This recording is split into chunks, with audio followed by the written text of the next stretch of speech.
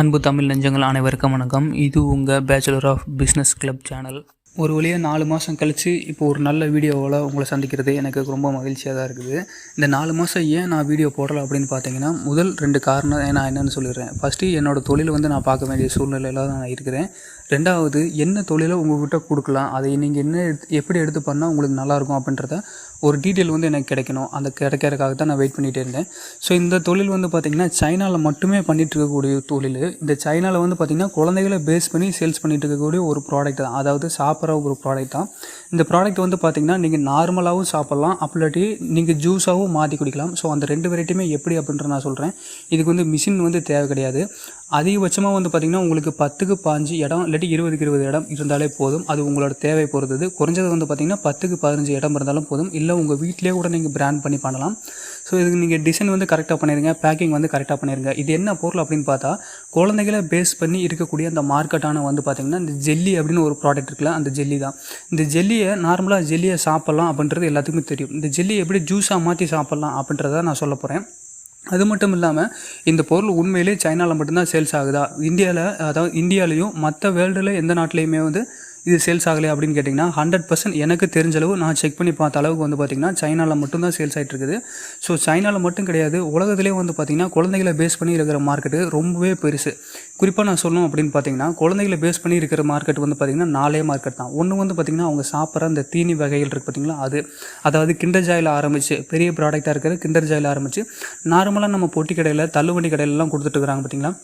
அந்த சீரக மிட்டாயி, ஜெல்லி மிட்டாயி, அப்புறம் அந்த பப்பி ஜாம் அப்படின்னு சொல்கிற அந்த தேன் முட்டை, பப்பி ஜாம்னு சொல்கிற அந்த ஜாம் மிட்டாயி, அப்புறம் அந்த மம்பி டேடி அப்படின்னு சொல்கிறது அந்த ஐட்டம், இன்னும் நிறைய ஐட்டம்லாம் இருக்குது. ஸோ இந்த மாதிரி வெரைட்டிலாம் பார்த்திங்கன்னா சின்ன குழந்தைகள் தானாக வாங்கி சாப்பிட்ற ஐட்டம். அம்மாகிட்ட போய் காசு வாங்கிட்டு ₹1 வேணும், ₹5 வேணும்னு கேட்டு வாங்கிட்டு பக்கத்தில் இருக்க மளிகை கடையில் வாங்கி சாப்பிடுவாங்க. 2வது ப்ராடக்ட் என்ன அப்படின்னு பார்த்தீங்கன்னா, அவங்க யூஸ் பண்ணுற அந்த விளையாட்டு ஜாமான்கள், அதாவது டாய்ஸ்ன்னு சொல்லக்கூடிய அந்த விளையாட்டு ஜாமான்கள். ஸோ இது பார்த்திங்கன்னா அவங்களோட 2வது லிஸ்ட்டில் இருக்கிற பொருட்கள் தான். 3வது பார்த்திங்கன்னா குழந்தைகளுக்கு பெற்றோர்கள் வாங்கி கொடுக்குற அந்த துணிமணிகள். 4வது பார்த்திங்கன்னா பர்சனல் கேர் ஐட்டம், அதாவது இந்த சோப்பு, ஷாம்பு இதெல்லாம் தனி கவனம் செலுத்தி தான் வீட்டு குழந்தைகளுக்கு நல்ல பொருளை வாங்கி கொடுத்து அவங்கள குளிப்பாட்டுறது, அவங்கள மேக்கப் பண்ணுறது, இந்த மாதிரி காஸ்மெட்டிக் ஐட்டம்லாம் தனியாக இருக்குது. ஸோ இந்த 4 ப்ராடக்ட்டில், அதாவது இன்றைக்கி இருக்கிற கார்பெட்டில் என்ன செஞ்சுருக்காங்கன்னு பார்த்திங்கன்னா, மனிதனுங்களை பார்த்திங்கன்னா 4 வகையாக பிரிச்சிருக்கிறாங்க. அதாவது மனிதனவே மார்க்கெட்டாக 4 வகையாக பிரிச்சிருக்காங்க. ஒன்று பார்த்திங்கன்னா குழந்தை, நான் சொன்ன மாதிரி இந்த குழந்தைகளுக்கு தேவையான இந்த சாப்பாடு ஐட்டம், தீனி வெரைட்டி. 2வது பார்த்திங்கன்னா இந்த விளையாட்டு ஜாமான்கள், டாய்ஸு. 3வது பார்த்திங்கன்னா இந்த ட்ரெஸ்ஸு. 4வது பார்த்திங்கன்னா காஸ்மெட்டிக் ஐட்டம். ஸோ 2வது வெரைட்டி என்னென்னு பார்த்திங்கன்னா, அதாவது குழந்தைகளுக்கு அடுத்து பார்த்திங்கன்னா டீனேஜ் பசங்க, யங்ஸ்டர்ஸு. இவங்க 2த்துக்கும் பார்த்திங்கன்னா இந்த என்டர்டைன்மெண்ட்டு, அப்புறம் பார்த்திங்கன்னா கேம்ஸு, அவங்களுக்கும் பார்த்திங்கன்னா சில டாய்ஸ் இருக்குது. அப்புறம் இந்த மொபைல்ஸு, கேஜெட்ஸு, இந்த மாதிரி ஐட்டம்லாம் நிறைய போயிட்டே இருக்கும். அப்புறம் ஃபுட்டு, அதாவது இந்த ஃபாஸ்ட் ஃபுட் ஐட்டம், இதெல்லாமே பார்த்திங்கன்னா டீனேஜ் பசங்களுக்கும் இளைஞர்களுக்கும். 3வது பார்த்திங்கன்னா பெண்கள் அப்படின்னு ஒரு தனி கவனம் எடுத்துக்கிறாங்க. பெண்களுக்குன்னு ஒரு தனி மார்க்கெட்டை உருவாக்குறாங்க. அதாவது ஒரு குழந்தை பார்த்திங்கன்னா வயசுக்கு வந்ததுலேருந்து, ஒரு பெண்மணி வயசுக்கு வந்ததுலேருந்து அவங்க கர்ப்பமாகி அவங்க குழந்தை பிறக்கிற வரையும் பார்த்திங்கன்னா A to Z இருக்கிற எல்லாமே, குறிப்பாக பார்த்திங்கன்னா அந்த விஸ்பர் சானிடரி பேட் இருக்குது பார்த்திங்கன்னா, அது முதற்கொண்டு. 2வது கர்ப்ப காலத்தில் குழந்தைகளுக்கு நீங்கள் இந்த ஹார்லிக்ஸ் கொடுங்க, இந்த பூஸ்ட் கொடுங்க அப்படின்னு சொல்லி விளம்பரப்படுத்துறது. 3வது பார்த்திங்கன்னா பெண்களுக்கு இந்த மூட்டு வலி, அப்புறம் பார்த்திங்கன்னா இடுப்பெலும்பு தேய்மானம், கழுத்து தேய்மானம், இதுக்கெல்லாம் பார்த்திங்கன்னா ஒரு ஹார்லிக்ஸ் சாப்பிடுங்கன்னு சொல்லிட்டு அதுக்கு தனியாக ஒரு பிராண்ட் பண்ணுறது. கடைசியாக பார்த்திங்கன்னா இந்த முதியோர்கள் அப்படின்னு 55 வயசுக்கு மேலே இருக்கிற ஆண்களுக்கும் பெண்களுக்கும் பார்த்திங்கன்னா மருத்துவம், அப்புறம் பார்த்திங்கன்னா அவங்களுக்கு தேவையான இந்த உணவுப் பொருட்கள், அதாவது டயபெட்டிக் அப்படின்னு வந்துடுது. அதுக்கு இந்த ஜீனியை பயன்படுத்துங்க, இந்த ஆயிலை பயன்படுத்துங்க, கொலஸ்ட்ரால் இல்லாமல் இருக்கும். இந்த பிஸ்கட் சாப்பிடுங்க, உங்களுக்கு பார்த்திங்கன்னா சுகர் கண்ட்ரோல் பண்ணுது. அதில் பார்த்திங்கன்னா அந்த நார் சத்து உள்ள பிஸ்கட் அப்படின்னு சொல்லிட்டு கொண்டு போகிறாங்க. அதுக்கப்புறம் பார்த்திங்கன்னா மருந்து மாத்திரைகள், அப்புறம் பார்த்திங்கன்னா அவங்களுக்கு யூஸ் பண்ணக்கூடிய அந்த சானிடரி, அந்த நாப்கின்ஸு, இப்படி சொல்லிட்டு மனிதர்களே 4 வகையாக பயன்படுத்திட்டாங்க. அதில் பார்த்திங்கன்னா நான் சொன்ன மாதிரி குழந்தைகள், அப்புறம் இளைஞர்கள், டீனேஜ் பசங்க, ஒரு 3வது பார்த்திங்கன்னா பெண்கள், 4வது பார்த்திங்கன்னா வயசானவங்க, ஆண்கள், பெண்கள். இந்த 4 மார்க்கெட்டையுமே அவங்க தனித்தனியாக பிரித்து சேல்ஸ் பண்ணிட்டு இருக்காங்க. ஸோ இந்த வீடியோவில் நான் ஏன் இப்படி இந்த 4 மார்க்கெட்டை பேஸ் பண்ணி வந்திருக்கு அப்படின்னு பார்த்தீங்கன்னா, இதுவரை நம்ம வீடியோவில் ஆல்ரெடி பார்த்திங்கன்னா ஃப்யூச்சரை பேஸ் பண்ணி பார்த்திங்கன்னா இனிமேல் ஃப்யூச்சரில் இந்த ப்ராடக்ட் நல்லா சேல்ஸ் ஆகும், இது பார்த்தோம்னா யாருமே மேனுஃபேக்சர் பண்ணதில்லை அப்படின்னு சொல்லிட்டு ஒரு சில விஷயங்கள் நான் சொல்லியிருப்பேன்.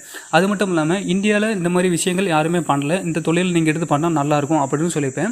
2வது நம்ம தென்னிந்தியாவிலையும் சரி, இந்தியாவிலையும் சரி, இந்த விஷயங்கள் ஒரு சிலர் மட்டும்தான் பண்ணிகிட்டு இருக்கிறாங்க. எனக்கு தெரிஞ்ச ஒரு சிலர் தான் பண்ணுறாங்க, நீங்கள் எடுத்து பண்ணிங்கன்னா நல்லாயிருக்கும் அப்படின்னு சொல்லிட்டு ஒரு சில வீடியோக்கெலாம் போட்டிருப்போம். அது இல்லாமல் பார்த்திங்கன்னா மெடிசனுக்கு தேவையான ஒரு சில ரா மெட்டீரியல்ஸ் நீங்கள் எப்படி மேக் பண்ணி, எப்படி பேக் பண்ணி, எப்படி நீங்கள் சேல்ஸ் பண்ணலாம் அப்படின்றது நான் சொல்லியிருப்பேன். கடைசியாக வந்து பார்த்திங்கன்னா இந்த உலர் பொருட்களில் வந்து பார்த்திங்கன்னா உலர் வாழைப்பழம், உலர் திராட்சைகள் இந்த வீடியோகள் எல்லாமே நான் போட்டிருப்பேன். சரி இப்படி ஒவ்வொன்றா போட்டுகிட்டே இருக்கிறமே அப்படின்னு சொல்லிட்டு தான் இந்த 4 மாதமாக நான் அதிகமாக கொஞ்சம் வேஸ்ட் பண்ணிட்டேன் அப்படின்னே சொல்லலாம். வேஸ்ட் பண்ணிட்டேன் அப்படின்னா என்ன தொழில் வந்து நம்ம வீடியோவில் எடுத்து போகிறது, எல்லாருமே வீடியோவாக தொடர்ந்து போட்டுக்கிட்டே இருக்கிறாங்க. நம்மளும் 10ஓட 11 எதுக்கு எடுத்து போடுறோம்? ஏகப்பட்ட தொழில் வந்து இருந்துக்கிட்டே தான் இருக்குது. அந்த ஏகப்பட்ட தொழிலில் புதுமையாக ஒன்று பண்ணணும் அப்படின்னு நினச்சா ஆல்ரெடி பண்ணிகிட்டு இருக்கிறவங்க புதுமையாக பண்ணணும்னா அவங்களுக்கு வந்து எக்ஸ்ட்ரா பணம் தேவைப்பட போகுது. அதாவது கூடுதலாக ஏதோ ஒரு முதலீடு போடணும். முதலீடு போட்டால் தான் அவங்களுக்கு வந்து பார்த்திங்கன்னா நல்ல லாபம் கிடைக்கும். ஸோ அந்த மாதிரி புதுமையாக போகணும் அப்படின்னா அந்த மாதிரி பண்ணுவாங்களாம் அப்படின்னு சொல்ல முடியாது. இன்றைக்கி இருக்கிற முக்கால்வாசி பேர் ஃபஸ்ட்டு ஸ்டேஜிலேருந்து தான் வர்றாங்க. அதாவது முதல் நிலை தொழில் வந்து செய்கிற ஆட்களாக தான் இருக்காங்க. அவங்க ஒரு 5 லட்சம் 10 லட்சம் இன்றைக்கி சொல்ல போனோம்னா 1 லட்சம் 2 லட்சம் இந்த மாதிரி ஸ்டேஜிலேருந்து தான் போய் அவங்க குடும்பத்துலேயும் அவங்க தான் ஃபஸ்ட்டு வந்து பார்த்திங்கன்னா சொந்தமாக ஒரு சிறு குறு தொழிலாக பண்ணலாம் அப்படின்ற ஆசையில் தான் இன்றைக்கி அதிகமாக பேர் இருக்கிறாங்க. ஸோ அவங்களுக்கு தகுந்த மாதிரி நம்ம ஒரு வீடியோ கொடுக்கணுமே. எல்லோரும் சொல்கிற மாதிரி ஒரு சேனல்லேருந்து இன்னொரு சேனலில் காப்பி பண்ணி போடுற வேலையெல்லாம் இருக்கக்கூடாது அப்படின்றக்காக தான் ஆல்ரெடி நான் சொன்ன மாதிரி இந்த ப்ரிடிக்ட் பண்ணுற பிஸ்னஸ் எல்லாமே விட்டுட்டு டிமாண்ட் உள்ள பிஸ்னஸாகவே விட்டுட்டு மார்க்கெட் இருக்கிற ஒரு பிஸ்னஸை தேடி போகலாம் அப்படின்னு பார்த்ததில் தான் எனக்கு சூஸ் பண்ணதில் தான் வந்து பார்த்திங்கன்னா ஃபஸ்ட்டு இந்த குழந்தைகள் அப்படின்னு ஒன்று தோணுச்சு. ஸோ இந்த குழந்தைகளில் வந்து பார்த்திங்கன்னா நீங்கள் டாய் மேனுஃபேக்சரிங் பண்ணலாம். இப்போ நான் சொல்கிறது வந்து பார்த்திங்கன்னா டாய் மேனுஃபேக்சரிங் பற்றியில், ஆனால் டாய் மேனுஃபேக்சரிங் பார்த்திங்கன்னா வருஷத்துக்கு வந்து பார்த்திங்கன்னா இந்தியா வந்து 1 லட்சம் கோடி வரையும் டேர்ன் ஓவர் பண்ணிட்டு இருக்கிறாங்க. அதாவது ஏற்றுமதியிலையும் சரி உள்நாட்டில் விற்பனையும் சரி வந்து பார்த்திங்கன்னா 1 லட்சம் வரையும் டேர்ன் ஓவர் பண்ணிட்டு இருக்கிறாங்க. அதாவது உள்நாட்டு விற்பனையில் 1 லட்சம் கோடி வரையும் போயிட்டுருக்கு. வெளிநாட்டு ஏற்றுமதியில் வந்து பார்த்திங்கன்னா 60,000 கோடி வரையும் போயிட்டுருக்கு. இது நீங்கள் நார்மலாகவே இந்த இம்போர்ட் எக்ஸ்போர்ட்டோட அந்த டேட்டா அப்படின்னு நீங்கள் அடித்தாலே, அதாவது இந்த டாய் சம்மந்தமான இம்போர்ட் எக்ஸ்போர்ட் அப்படின்னு சொல்லிட்டு அந்த டேட்டாவை நீங்கள் கூகுள் பண்ணாலே உங்களுக்கு அந்த டீட்டெயில் எல்லாமே வந்துடும். இது நான் ஏன் இவ்வளோ தூரத்துக்கு சொல்கிறேன்னா குழந்தைகளோட மார்க்கெட்டை பற்றி தான் உங்களுக்கு சொல்லிட்டு இருக்கிறேன். அந்தளவுக்கு அதிகமாக இருக்குதுன்னு சொல்கிறேன். நீங்கள் குறிப்பிட்டு பார்க்கணும் அப்படின்னு பார்த்தீங்கன்னா உங்கள் பக்கத்து வீட்டில், அதாவது நீங்கள் இருக்கிற ஊர்லேயே உங்கள் பக்கத்தில் இருக்கிற பொட்டி கடையில் இல்லாட்டி பக்கத்தில் இருக்கிற மளிகை கடையில் போய் பாருங்கள். இல்லை அந்த பொட்டி கடை மளிகை கடையெல்லாம் தாண்டி பெரிய பெரிய டிபார்ட்மெண்ட் ஸ்டோரு ஷாப்பிங் மால் வரையும் போய் பாருங்கள். ஒரு குழந்தைக்கு தேவையான பொருட்களை அந்த பொட்டி கடையில் எந்த இடத்துல வச்சுருக்கான், அந்த மளிகை கடையில் எந்த இடத்துல வச்சுருக்கான், அந்த ஷாப்பிங் மாலில் எந்த இடத்துல வச்சுருக்கான் அப்படின்ட்டு நீங்கள் பாருங்கள். ஒரு பொட்டி கடைக்கு போனீங்கன்னா குழந்தைகளுக்கு வந்து பார்த்திங்கன்னா மேலே கைக்கு எட்டுற மாதிரியோ அவங்க கண்ணுக்கு டக்குன்னு பார்க்குற மாதிரியோ, ஏன்னா குழந்தைகள் எல்லாமே சின்ன சின்ன பிள்ளைங்க, அதனால் கடைக்கு முன்னாடி மேலே மாட்டியும் வச்சுருப்பாங்க. அப்போ தான் வந்து பார்த்திங்கன்னா டக்குன்னு தெரியும்.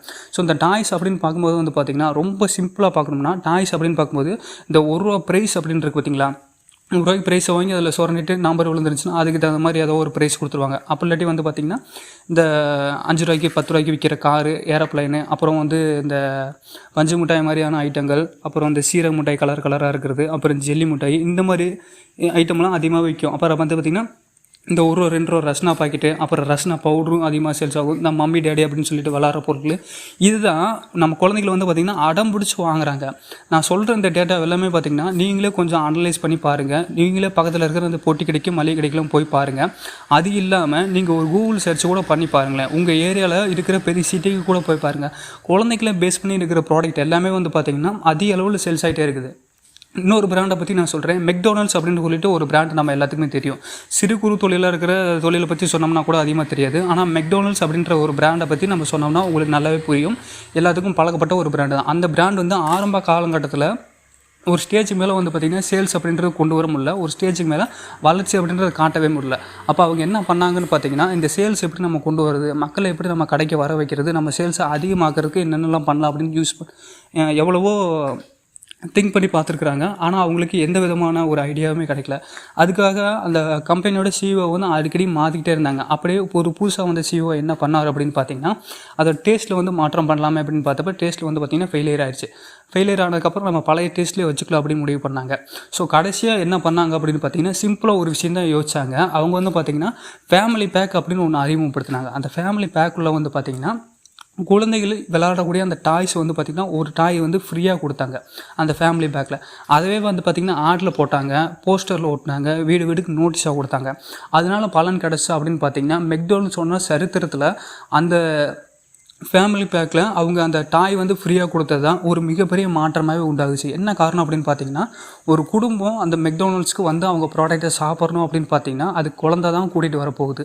ஏன் அப்படின்னு பார்த்தோம்னா அந்த குழந்தைக்கு அந்த சாப்பிட்ற பொருள் தேவையோ இல்லையோ அந்த விளாட்ற பொருள் கண்டிப்பாக தேவை. அதை டிவிலையும் போஸ்ட்லேயும் திரும்ப காட்டிகிட்டே இருக்கிறனால அந்த குழந்தை வந்து எனக்கு அந்த பொம்மை வேணும், உள்ளுக்குள்ளே வந்து பார்த்தீங்கன்னா ஃப்ரீ இன்சைடு டாய் அப்படின்னு போடுறாங்க. அவ்வளோ வேங்க மெக்டொனால்ட்ஸ்க்கே போகணும். நம்ம ஊரில் வந்து பார்த்தீங்கன்னா இன்றைக்கி அதாவது இந்த ₹1 மிச்சர் பாக்கெட் விற்கிறாங்க பார்த்தீங்களா, அதாவது நம்ம லேஸ் பாக்கெட் மாதிரியே ₹1 மிச்சர் பாக்கெட் விற்கிறது. அப்புறம் ₹1 வந்து பார்த்தீங்கன்னா இந்த சீஸ் பால்ஸ் விற்பாங்க, ரவுண்டாக இருக்கும், அது குர்குரே மாதிரி ரவுண்டாக இருக்கும். அதிலெல்லாம் பார்த்தீங்கன்னா இன்சைடு ஃப்ரீ கிஃப்ட் அப்படின்னு சொல்லியிருப்பாங்க. அந்த பாக்கெட்டில் வந்து பார்த்தீங்கன்னா ஃப்ரீ அப்படின்ற வார்த்தையை மென்ஷன் பண்ணி அந்த வார்த்தைக்கு கீழே அந்த கிஃப்ட் வந்து என்ன பொருள் அப்படின்றத அந்த பிக்சர் போட்டிருப்பாங்க. இப்போ காருனா காரு, கையில் ஒட்டுற ஸ்டிக்கர்னா ஸ்டிக்கரு, அப்போ இல்லாட்டி உள்ளே ஏதாவது ஒரு சின்ன கார்டு மாதிரி கொடுத்துருந்தாங்கன்னா அந்த கார்டு மாதிரியும் போட்டிருப்பாங்க. இதெல்லாமே வந்து பார்த்திங்கன்னா குழந்தைங்களாம் அதிகமாக அட்ராக்ட் பண்ணுறது. ஒரு ஜவுளி கடைக்கு கூப்பிட்டு போய் உனக்கு இந்த துணி வேணுமா அந்த துணி வேணுமானா அந்த குழந்தைக்கு சூஸ் பண்ண தெரியாது. ஆனால் இதே ஒரு மளிகை கடைக்கோ இல்லை ஒரு ஷாப்பிங் மாலுக்கோ கூப்பிட்டு போனீங்கன்னா அந்த குழந்தை அடம் பிடிச்சி எனக்கு இந்த பொருள் தான் வேணும்னு கேட்கும். ஸோ அந்தளவுக்கு வந்து பார்த்திங்கன்னா குழந்தைகள் விருப்பமானது என்னவோ அதை தான் பெற்றோர்கள் பண்ணி ஆக வேண்டிய சூழ்நிலைக்கு இருந்தனால மெக்டொனால்ட்ஸும் அந்த மாதிரி ஃப்ரீ கிஃப்ட்டை கொண்டு வந்தாங்க. அந்த ஃப்ரீ கிஃப்ட் கொண்டு வந்ததுக்கப்புறம் தான் அந்தளவுக்கு வளர்ந்தாங்க. இது நானாக சொல்கிற டேட்டா கிடையாதுங்க, நீங்கள் செக் பண்ணி பாருங்கள், உங்களுக்கே கண்டிப்பாக தெரியும். ஸோ அந்தளவுக்கு குழந்தைகளுக்கான மார்க்கெட் இருக்குது அப்படின்றனால தான் இவ்வளோ தூரம் உங்களுக்கு எக்ஸ்பிளைன் பண்ணி நான் சொல்லிட்டு இருக்கிறேன். ஸோ இது இப்போ நம்ம என்ன பொருளை பார்க்கலாம், என்ன பொருளை தயாரிக்கலாம் அப்படின்னு பார்த்தீங்கன்னா, நீங்கள் தயாரிக்கிறதுக்கு இங்கே மிஷின் வந்து தேவையே கிடையாது. உங்களுக்கு மிஷின் வேணும்னாலும் நீங்கள் தாராளமாக வாங்கிக்கலாம். ஆனால் மிஷின் வந்து தேவைப்படாது அப்படின்னு தான் சொல்கிறேன். ஸோ ரெண்டாவது வந்து பார்த்திங்கன்னா, நான் சொன்ன மாதிரி 10க்கு 15 இடம் மினிமம் இருந்தாலே போதும். ரெண்டாவது நல்ல பேக்கிங் இருந்தால் போதும். இந்த ப்ராடக்ட் வந்து பார்த்திங்கன்னா ₹5, ₹10, ₹20 அப்படின்னு ஒரு நல்ல டிசைன் பண்ணி நீங்கள் சேல்ஸ் பண்ண போகிறீங்க. ஸோ இப்போ அந்த ஜெல்லியை எப்படி நம்ம மேக் பண்ணலாம் அப்படின்னு பார்த்தலாம். ஃபஸ்ட்டு வந்து பார்த்திங்கன்னா இந்த ஜெல்லிக்கு 2-in-1 ஜெல்லி அப்படின்னு நீங்கள் போடுங்க. அதாவது இந்த நேம் வந்து பார்த்திங்கன்னா 2-in-1 ஜெல்லி அப்படின்னு போடுங்க. ரெண்டாவது இது ஃப்ரூட் பேஸ்டாக நம்ம பண்ண போகிறோம். நார்மலாக அந்த ஜெலிட்டின் பவுடரை வேக வச்சு நம்ம கலர் ஆட் பண்ணி ஃப்ளேவர் ஆட் பண்ணி கொண்டு வர போகிறது கிடையாது.